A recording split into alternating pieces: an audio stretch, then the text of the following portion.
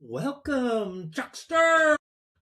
John, it's great to be back here. Once again, we're kicking off 2026 and continuing to move forward. Lots of HR stuff in the news.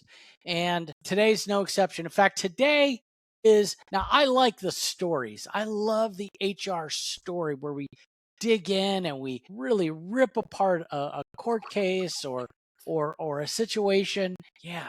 But now we're going to do Q&A.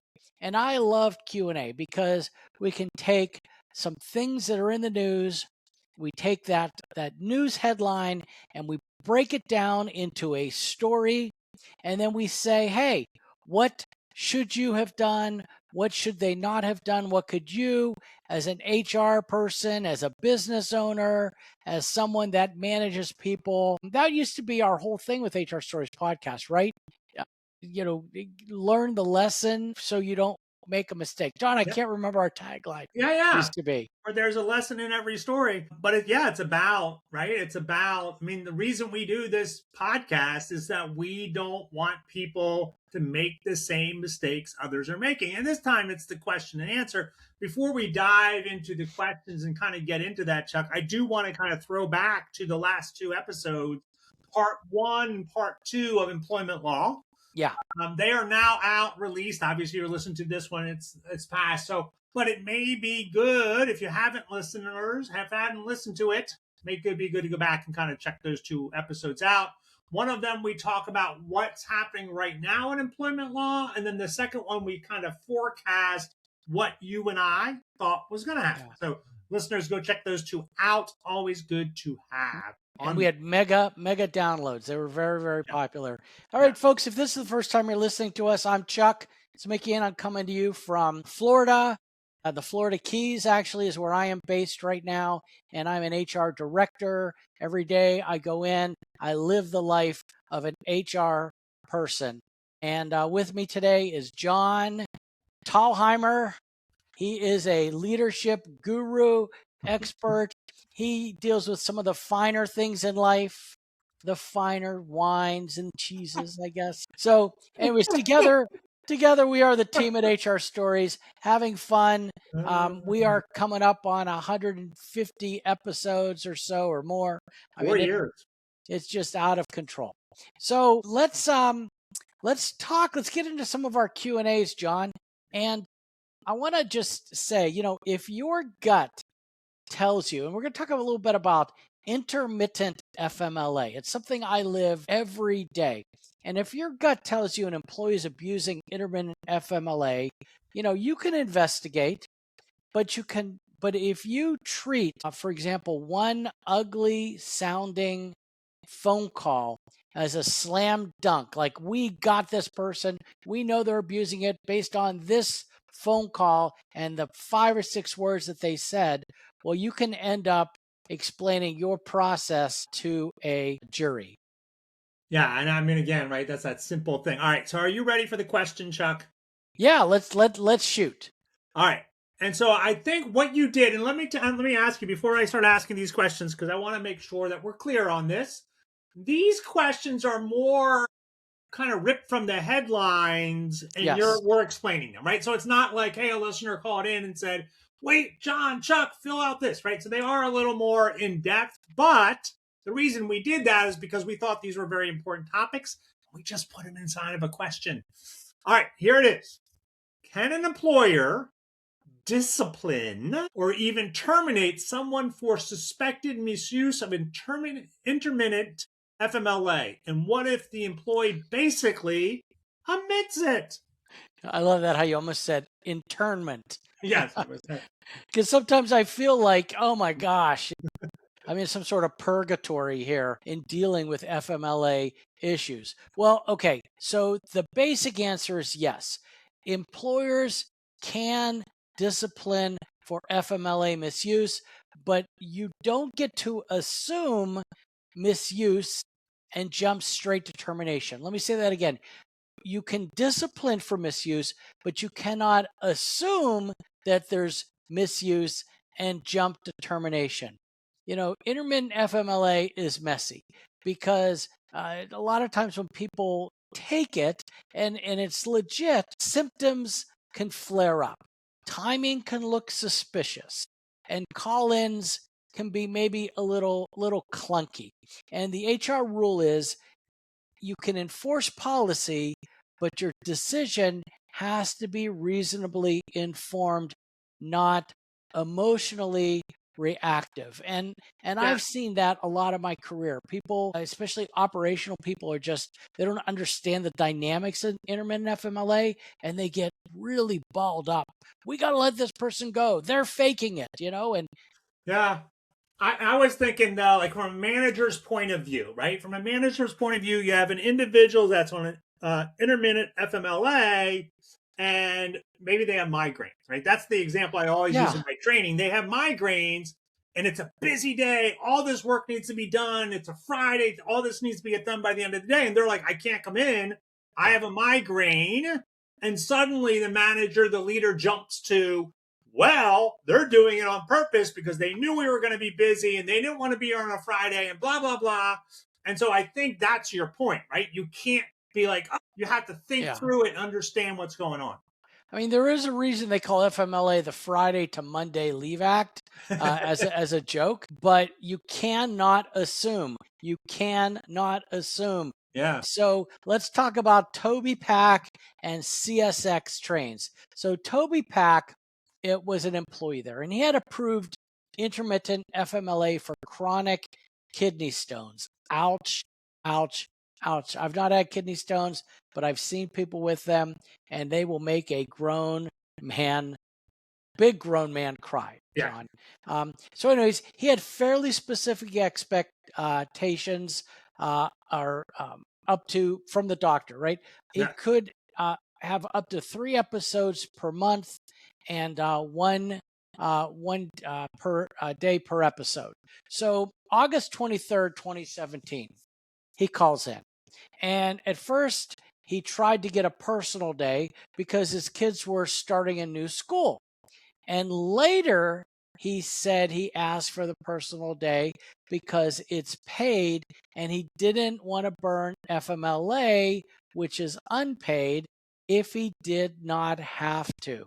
All right. And so, yeah, right. And he also testified he was starting to feel pain and thought he needed to see a doctor. When CSX said, hey, it's a phone call, right? And actually, if you go into the court case transcripts, you'll see the phone calls. And so he basically calls and says, hey, I need to take a personal day. And they're like, well, what's it for? And it go back and forth. So when they finally said, look, a personal day is not available, he said the line that made this case famous, he says, I guess you'll have to lay me off FMLA then. So that's a weird term. I don't know if that's a term that they use in the company, lay me off FMLA. But I think what he meant was, you'll have to give me an FMLA day. I guess I'll take it. I'll take an unpaid day.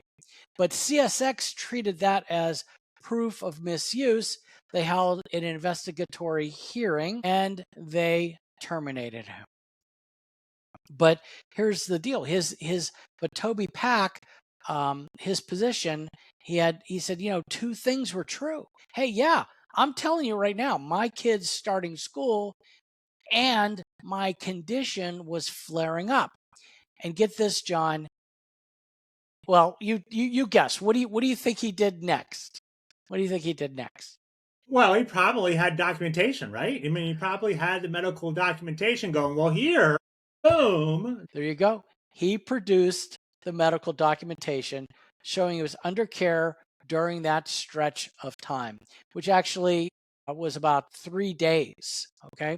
So the judge said the jury could find CSX decision was not reasonably informed because the company leaned heavily on the phone call and did not sufficiently evaluate whether the leave could still have been legitimate. They jumped the gun. Someone said, we got him.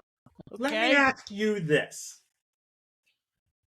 And so, I don't mean for this particular case, but in general, in this type of case, they did an investigatory hearing, right? So they went in and they investigated it. was this just a poor investigation that they did, or was that step just missed? Like, what happened? Like, how important is that step in this process? So when I read the court documents, it was not the manager. It was, I guess they blamed the FMLA case manager. Okay. And so but I have to believe, and I've seen in situations like this, the operational people or someone upstairs is basically saying, we got to get rid of this guy. We got to get rid of this guy. We got to get rid of this guy. And so someone caved. They didn't say, if we do this, this will happen. So yeah, I mean, it's scary, right? I mean, it's a scary thing. HR can feel certain in the moment, right? And a judge can still say, you didn't do enough to confirm what was really going on. Yeah, exactly. So what do you do? What do you do in these situations? Number one, separate suspicion from proof. Hey, this looks off. Isn't really misuse has been proven. It looks a little off. Let's, as I would say, double click on that a little. But maybe look at patterns, the leave patterns. What does the certification say? The frequency, the duration, and document your findings. Consider maybe having the person recertified. If they've been on intermittent leave for a year, you go ahead and recertify them. And train your managers and your call handlers to keep the language clean and do not editorialize. And of course, we always talk about document the process, what you reviewed, what you asked. And I don't know why, and I don't know why the medical documentation did not come up in the original investigatory hearing. I think it did, but I think they basically blew it off, or someone didn't ask the right questions, and that's why they ended up terminating the person. What not to do, just don't treat one bad sounding phone call or situation as the whole case. If you're not willing to evaluate any type of medical support and context, don't ignore the medical documentation and say the decision was obvious, and don't create a double standard where FMLA users get punished for what others might actually get coached on. And again, I see that because people are frustrated. Inconsistency, yeah, and so I was thinking about that. So, sorry, I forget the gentleman's name. Toby. So Toby calls me and says, hey, John, I want to take a personal day. My kids are starting school.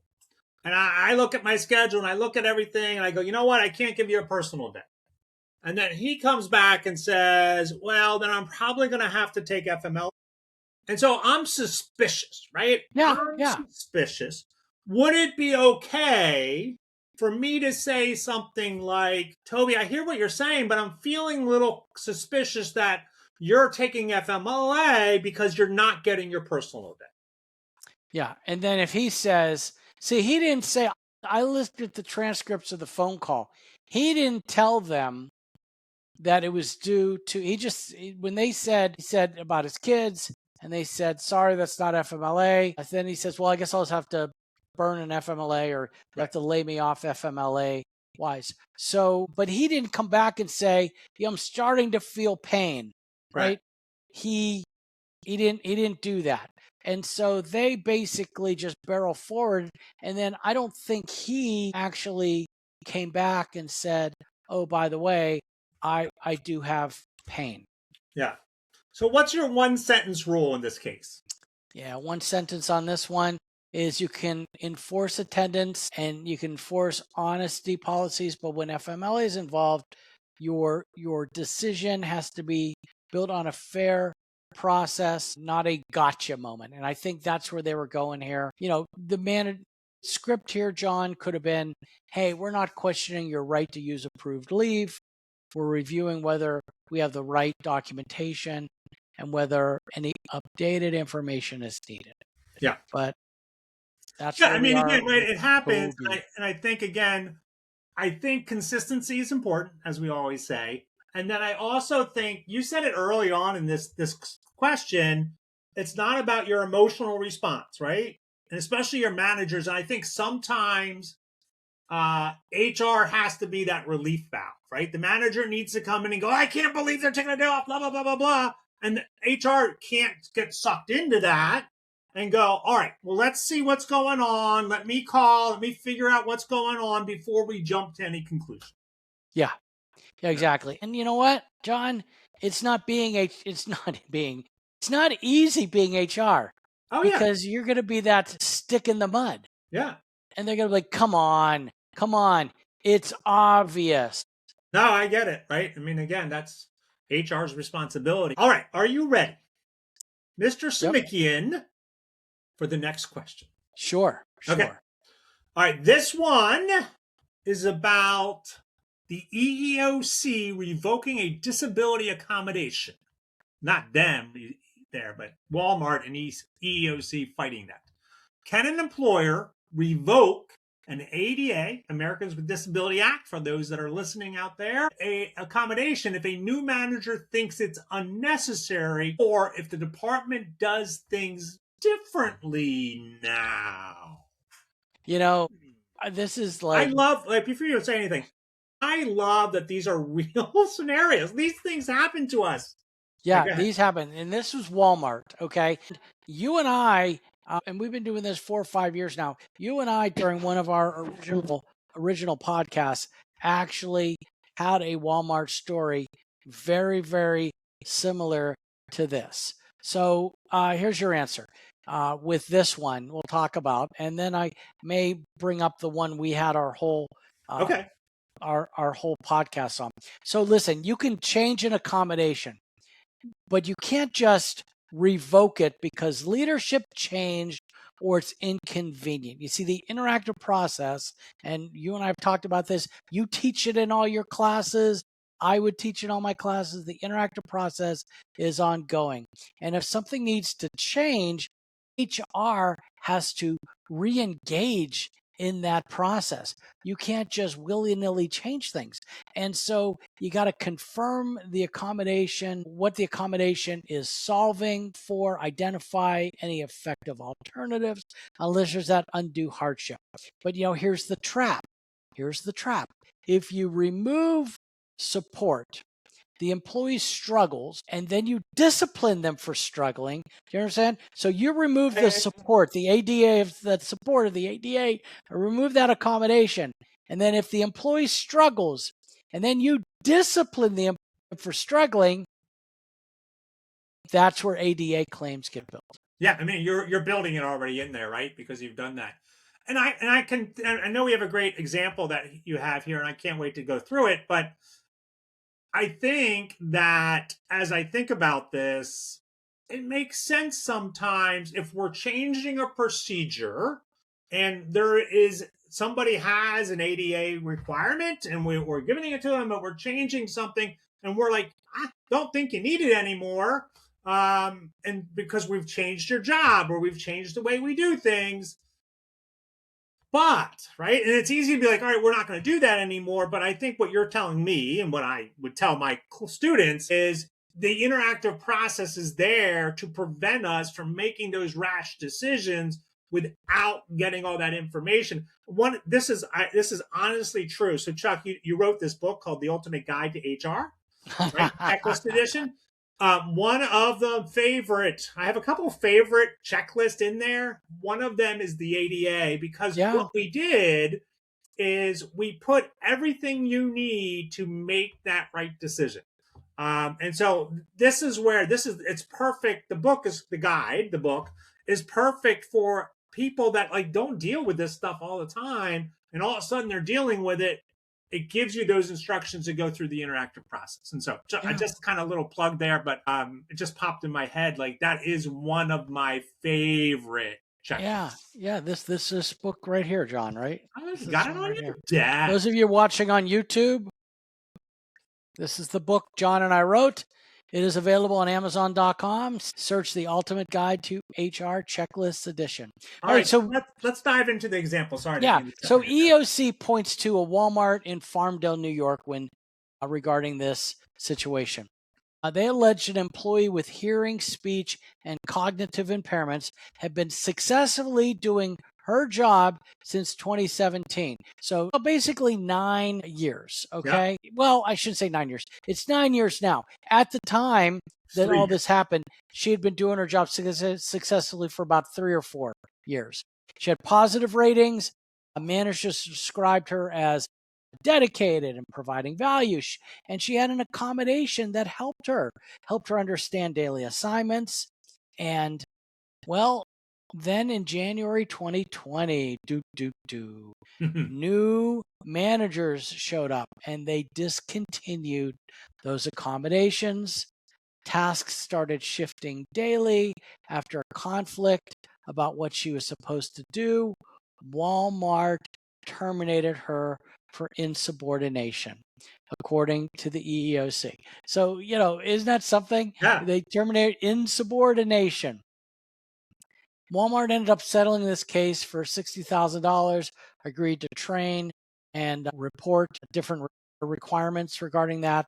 And look, accommodation breakdowns don't stay small. They can cost money. John, we did a case on this one.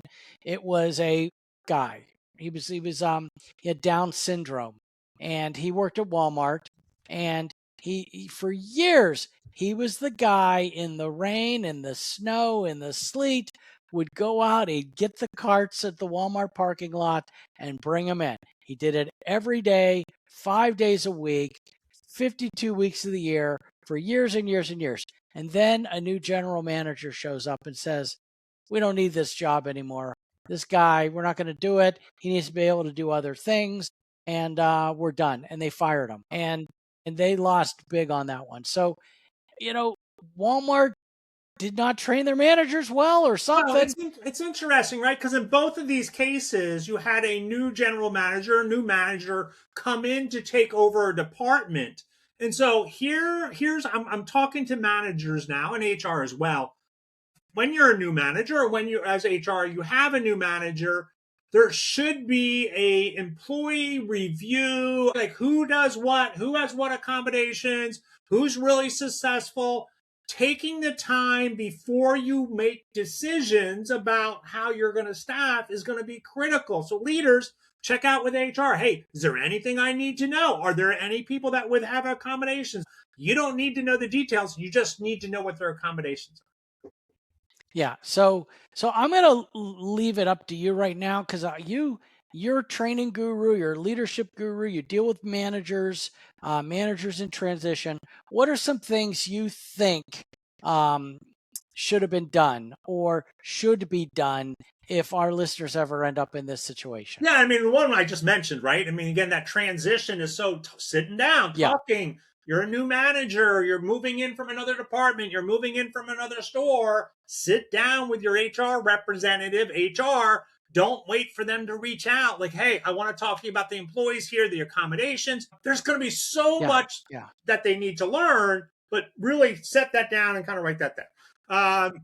So, and then folks, he's talking about flagging those accommodations. Yeah. And that's great. Beautiful. I love that. Yeah. Bam. And then what else? Then if you come in and you're changing the job, or you're doing things, or you don't think that accommodation is right, then I want you to do the interactive process again, right? That 6-step process we all know and love. It's so long, John. It's so done. It's great. It's wonderful. I love it. Because it really does help you make sense of it, right? And kind of really do that. And then again, train leaders, make sure there's no special treatment. And then create that partnership, that relationship between HR and leaders. I think it's really important.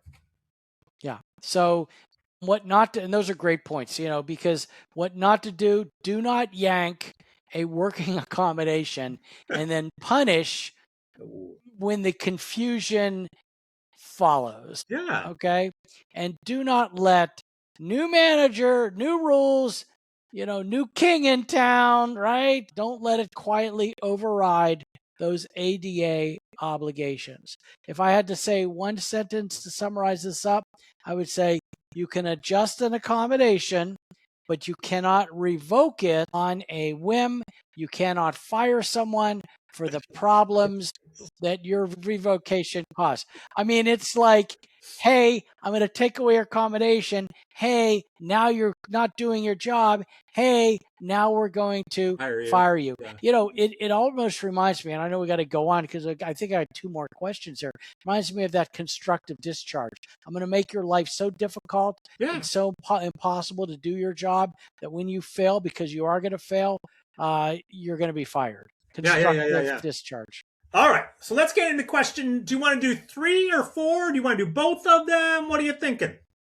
Let's go ahead, and this next one's short. I think we can do it. And folks, just stay with us, and let's see what where we go from there. So this is question 3. Does USERRA require paid military leave? And why are employees getting hit for not paying short-term military leave? Yeah.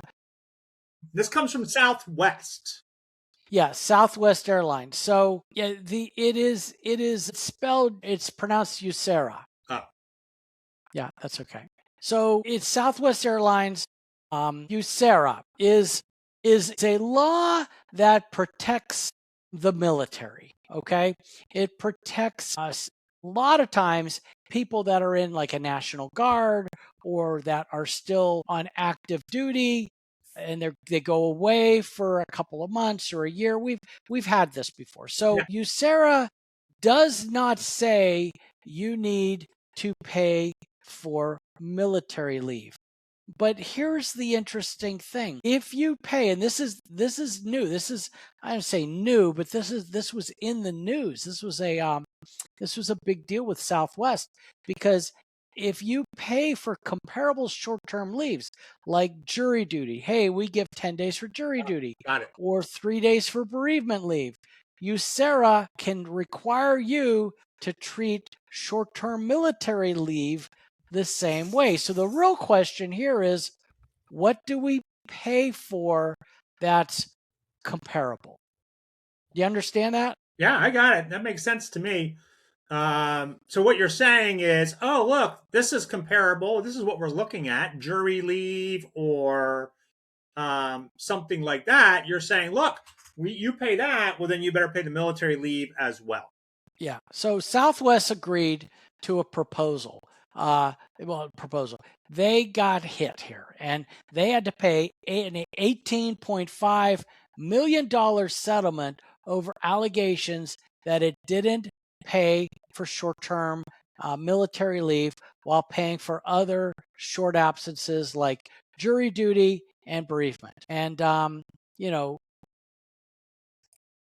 basically the settlement covered 2,800 employees, and Southwest agreed to provide up to 10 days of paid short-term military leave per year starting in 2026, with reports indicating that, hey, that change is going to run through 2030 at this point. So the bigger HR lesson here, and the courts look heavily at the duration when deciding whether leaves are comparable, and employers can assume that they're not going to be able to, that they don't have to pay for USERRA if they're paying for other things. So you're going to have to get a legal opinion, I would think, folks, just to make sure. If you're like, well, we're not going to pay for that week, I'm not going to pay for it, you better get an opinion, a legal opinion.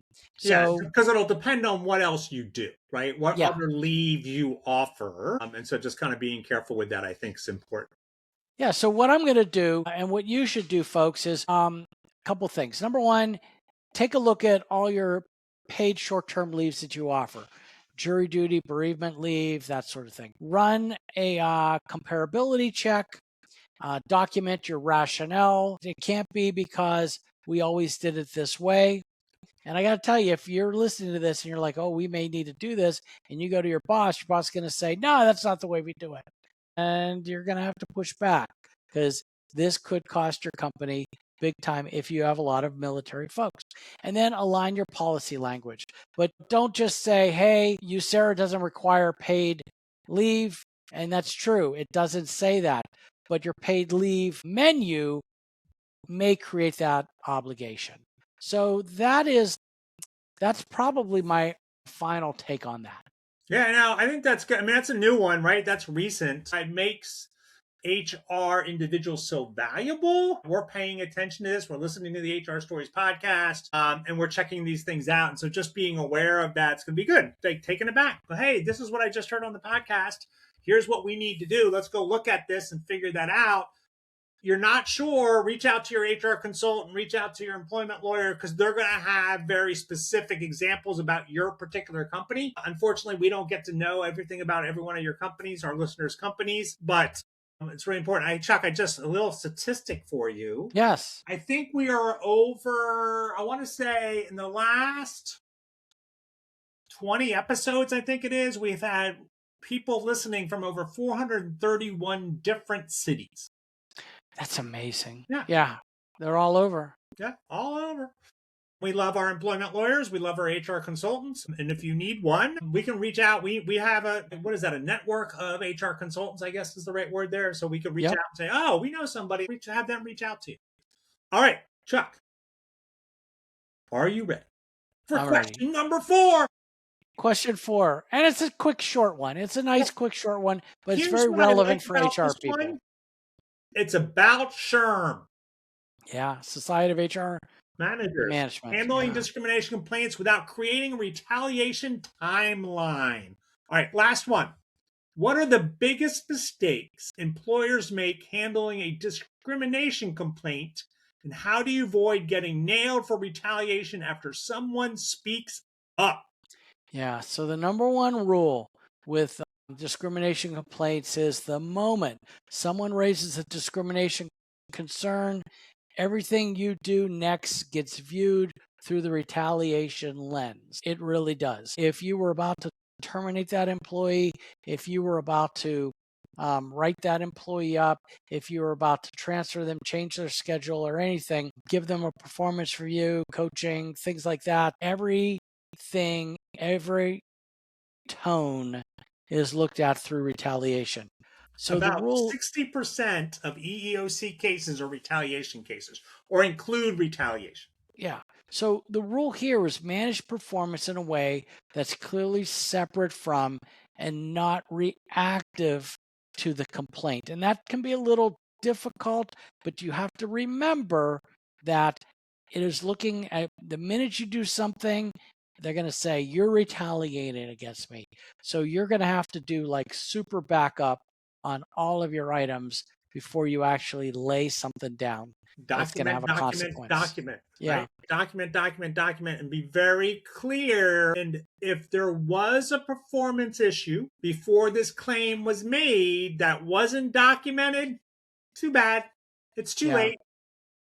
So SHRM had to pay $11.5 million to a former employee, and they found SHRM liable for racial discrimination and retaliation.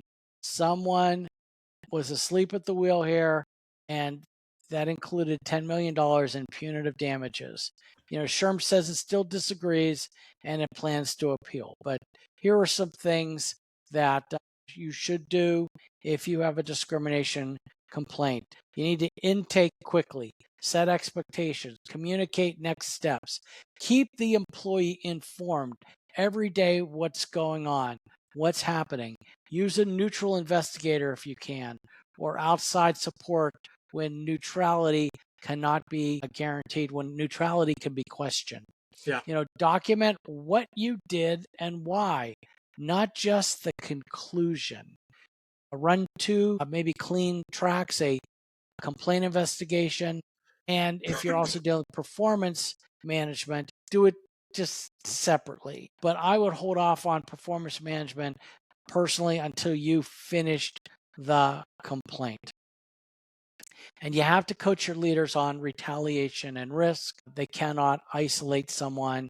They can't all of a sudden have sudden scrutiny on, are they doing this? Are they doing this? Where are they going? Oh my gosh, they're going to the bathroom 5 times. I'm going to document that. Right. You know, so, I mean, some of the things not to do, don't change someone's work life right after a complaint unless it was already planned. It had been announced. It's consistent. Maybe everyone's getting this change or something like that. I was thinking about this, right? So what's happening here is you have an individual in your workplace, that feels that they're being discriminated enough to go to the EEOC and fill out the form, right? So that's a big step. They're taking that form, they're filling it out. You get that back from the EEOC, and then you go to the manager and say, look, we've got a complaint. We're going to start investigating it now. At that moment, you need to say, do not retaliation. And then be very clear on what retaliation is, because it's not just firing somebody. It's not just demoting somebody. It's changing a shift. It's giving them additional duties that they didn't have to do before. And so you want to be very clear with the manager what retaliation looks like. And if there is a performance complaint that is in the work and is going through that, be very, very careful and make a decision. Is this something that we need to address right away? Is it going to put somebody in danger, or is it going to hurt somebody, or we're going to lose a lot of money because of it? If not, then maybe you just kind of put it on the side, like Chuck said, and kind of go in there. Yeah, so I guess this person had made a racial discrimination complaint, but they were also a poor performer, and they just barrel ahead with the poor performance type of thing.